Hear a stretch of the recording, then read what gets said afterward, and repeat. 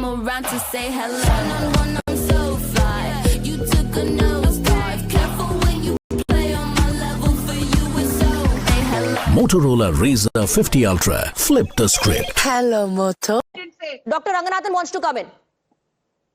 No, the topic was something else, but it is very unfortunate that we are having to rebut the absolute rampant lies of my good friend Ashwini ji. And he's the one who's been spreading the lie that Modi wanted to transfer 15 lakhs in every Indian's account for 14 years. So I'm not surprised. But Swati, can I please come back to the topic at hand? And the topic at hand is the rampant Hindu phobia expressed by in the last 60-70 years by Congress, and specifically the scions and the dynasts and their doormats of the Nehru-Gandhi dynasty, starting with Nehru himself. Now, is that a surprise? And incidentally, today is Babu Rajendra Prasad, our President of India's birth anniversary. One may not recall, and certainly Ashwini ji would refute this, but when Babu Rajendra Prasad died, Nehru advised Radhakrishnan to not go and attend the funeral. In fact, Nehru himself did not attend the funeral. He chose to be weighed against silver at some town. Radhakrishnan ji refused and said, of course, this is what smallest we owe to Rajendra Prasad. I will attend the funeral. Nehru was a small, mediocre, vindictive man who's been lionized by this battery of,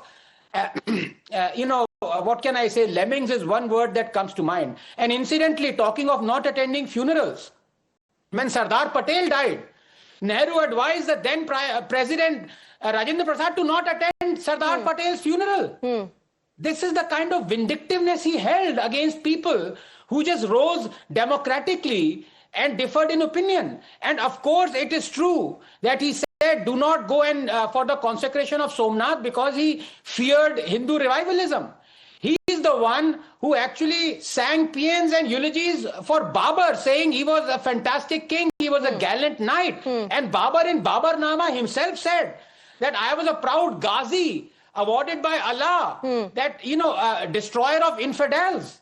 And Nehru, Indira, Rajiv, Rahul, they've all visited, is like a devotees, Babur's tomb, but not a single one of them has ever visited Ram Janmasthan. So are we trying to reinvent history out here? No, we're not. The fact of the matter is that this is part of an appeasement strategy. Okay. And the appeasement strategy, according to me, comes in 3 stages.